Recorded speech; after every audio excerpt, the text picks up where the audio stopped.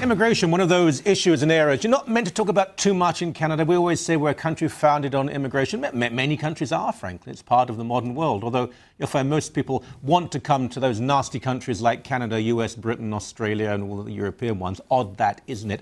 Jason Kenney, Minister of Immigration, joins us now from Ottawa. Great to have you back on the show, sir. Thanks, Michael. Good to be here. Now, the accusation is that you want to take personal responsibility and power for deciding who is allowed into this country and, more important, who isn't. Is that true? Not personal, but ministerial. Michael, I'm entrusted as the minister by Parliament ultimately to be accountable to Parliament for who is admitted into the country and who we deport. And I mean that this is already the case. So, for example, the Minister of Immigration has always had extraordinary authority to make exceptions to the rule and who we admit. And every single day, members of Parliament come up to me, especially from the opposition, asking me to issue special permits to people in particular circumstances so they can come into the country. But what we lack is a power of what we call negative discretion to bar the admission into Canada of certain foreign nationals who may pose a risk to the country. What I'm suggesting is we adopt a power that's similar to one that exists in the UK, the US, Australia, New Zealand, and every other liberal democracy, to say that in some extreme cases, we will not let in certain foreign nationals. And I've suggested two basic criteria. If they are promoting terrorism or hatred that could lead to violence, or if they are foreign nationals who are senior members of a government that we have sanctions on, or members of a family of a dictator who is otherwise inadmissible to Canada for like war crimes or crimes against humanity. I think those are reasonable grounds. We certainly don't want to create a blank slate here. I don't want future, God forbid, NDP Immigration Minister Libby Davies deciding who can come in or out of the country. But I do think there are some extreme circumstances where we may want a power like this. Mm-hmm. But that leads to a very important point. Someone like Libby Davies, who I think is a fanatic and an extremist, and God forbid she'll ever be immigration minister, but if she did, would she have the same power that you're proposing? Would she be able to then say that anyone who she doesn't like, any Israeli, for example, shouldn't be allowed into the country? Well, that is a concern, and that's why we've proposed criteria for the exercise of this power of negative discretion that are very limited, that basically would be limited to, as I say, family members of people who are inadmissible to Canada on the grounds of war crimes or crimes against humanity, senior regime members of countries on which we have sanctions like Iran, Syria, North Korea, or people who have a track record of promoting hatred that could lead to violence. And here's why we're proposing that, Michael. Under our current law, someone is only criminally inadmissible if they, for example, are members of a terrorist organization or have committed a serious crime abroad that would also be a crime in Canada. Well, guess what? In certain countries overseas, promoting violence against homosexuals, against Jews, against women is not a crime. Yeah. But it is in Canada. And in some of those extreme cases, like, for example, last year an imam came into a conference in Toronto who has said in the past that the only cure for homosexuality is stoning. Mm-hmm.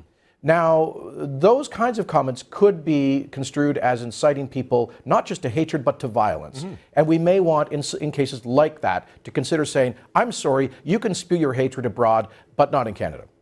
Is there any danger of appearing to be balanced and getting it wrong? I'll give you an example. In the UK, they did ban certain people, Islamic background, Muslim faith, who were promoting violence. Because they were accused of being one-sided, they then got together a group of people, it seemed to me fairly arbitrary, who they also banned, one of whom was a very responsible right-wing conservative talk radio host in the United States. You're absolutely right. You put your finger on the weakness of this kind of power. If it is used too broadly, I don't want this power to be used in a way that edits, if you will, who can come in based on their political opinions. I've said this explicitly, that we need very narrow criteria for the use of this kind of power so that we do not end up having a government, this or a future government, picking and choosing who can come in based on having politically incorrect views or contentious political views. That is not what this power should be used for.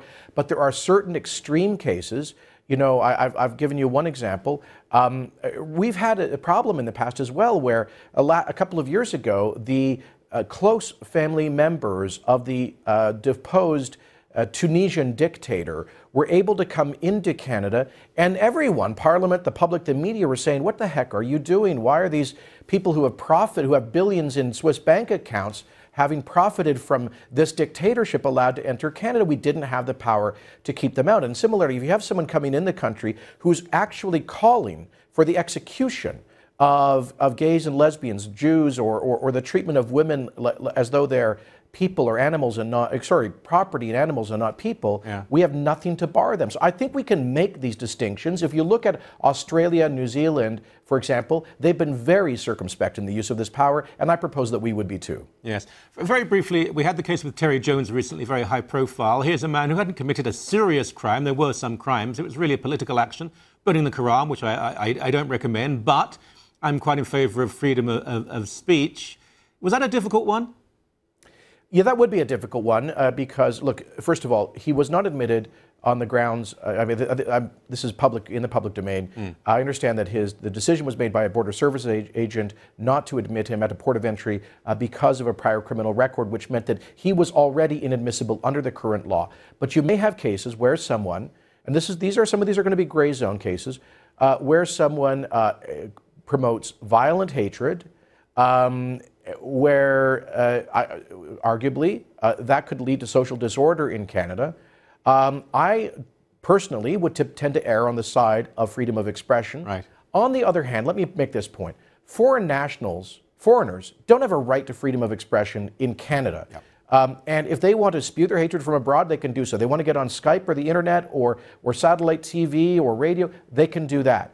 So there's no barring their expression in Canada. The question is whether or not they're admissible on legal grounds. Coming to Canada is not a right for foreigners, it's a privilege. And I think it's reasonable we should say you shouldn't promote violent hatred, exploiting that privilege in Canada.